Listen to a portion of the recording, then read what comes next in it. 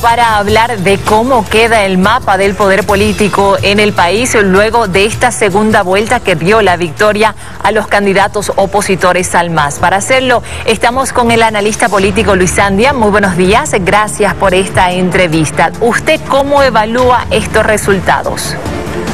Bueno, en términos generales se podría decir que el movimiento al socialismo no consiguió el resultado que esperaba. De todas maneras, la oposición tampoco puede cantar victoria porque tenemos una oposición más dispersa, más compleja, pero yo creo que más representativa de Bolivia como complicada que es. Porque no se pueden hablar entonces de dos bloques, porque las ideologías de la oposición son distintas.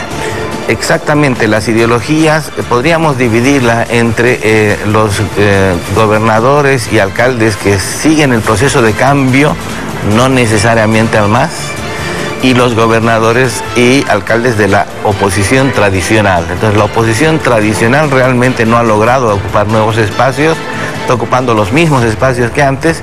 Sin embargo, hay una nueva posición interna dentro del proceso de cambio que sí ha logrado posicionarse en varios lugares del país. Estos resultados adversos en este balotaje del pasado domingo, ¿lo atribuye como un fracaso al MAS, de un fracaso de Evo Morales o un fracaso de Luis Arce?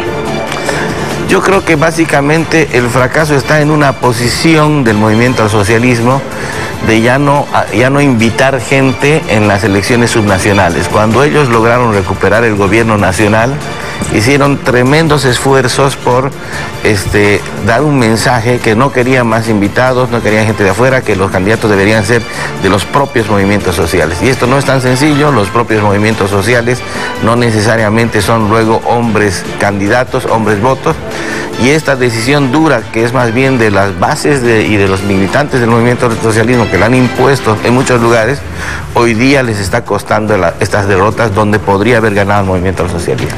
¿Cómo dejan estos resultados a Evo Morales, que fue el jefe de las campañas en estas subnacionales pasadas? Bueno, Evo Morales hoy día más bien podría un poco, bajo este criterio análisis mío, reivindicarse. En realidad quedó mal cuando no pudo poner candidatos en algunos lugares y le impusieron más bien desde las bases.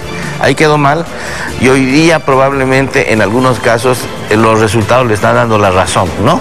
Claro que eso no se ve muy claramente porque lo más seguro es que no vaya a hablar nada porque en el fondo también es un no cumplimiento de objetivos del movimiento al socialismo en el caso de ver los resultados ya fríamente. El presidente Luis Arce también se involucró directamente en la campaña. ¿Qué factura le pasa a esto ahora? El presidente Arce ha sido elegido en base a la lucha y de estas bases, de estos grupos, de estos dirigentes. Entonces, políticamente no le quedaba otra que participar. Vayan a ser buenos los resultados o no, porque necesita seguir contando con esa base dura, núcleo duro del MAS, que lo siga apoyando en el futuro. Por lo tanto, hizo lo que tenía que hacer, aun cuando el resultado podría ser negativo. ¿Usted cree que las detenciones de Yanine Áñez y de ex autoridades de su gobierno afectó en los resultados de la votación? ¿En qué medida? Yo, a diferencia de muchos analistas, yo creo que no. ¿Por qué?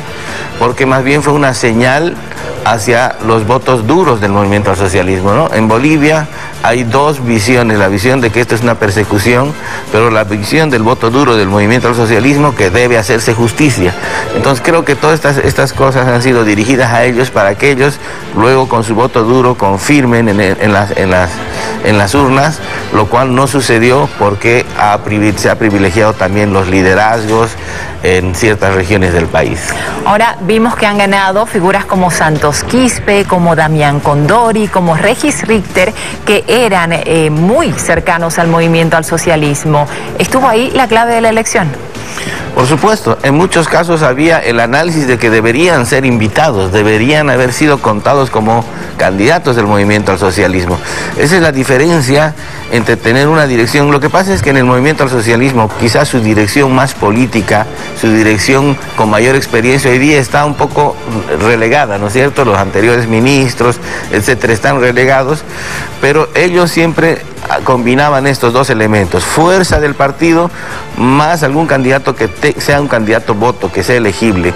Muchos de ellos pudieron perfectamente ser invitados por el movimiento al socialismo y hubieran sido victorias del movimiento al socialismo, pero las bases, con una línea dura en estos momentos, exigieron que no hayan invitados, que no haya gente apegada, sino sean propios líderes de los movimientos sociales, que ahora están aprendiendo. Es un aprendizaje del MAS también, que no solo con los líderes directamente sindicales se gana elecciones. Es difícil, complicado ganar elecciones, y es un aprendizaje que también hay que reconocer en Bolivia.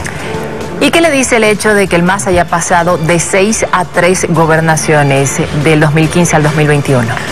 Como partido es una disminución drástica, son señales muy fuertes. Las puede combinar con los resultados nacionales, pero sin duda no manejar regiones y no manejar regiones importantes, claves que antes manejaba, como por ejemplo Sucre, como por ejemplo Pando, sin duda significa mayor complicación, mayor complejidad en el momento de gobernar, porque antes tenía aliados en estas regiones, podía ir y cumplir cosas, pero podía acordar rápidamente con sus compañeros de partido que eran gobernadores. Ahora necesita negociar, necesita sentarse a conciliar con estas regiones. Bien, muchísimas gracias por este análisis del mapa político en el país. El MAS solo tiene 3 gobernaciones, la oposición ha ganado en 6, que es lo que se viene más adelante, es lo que vamos a ver. Muchísimas gracias nuevamente. Continuamos con un consejo. Así es, porque este año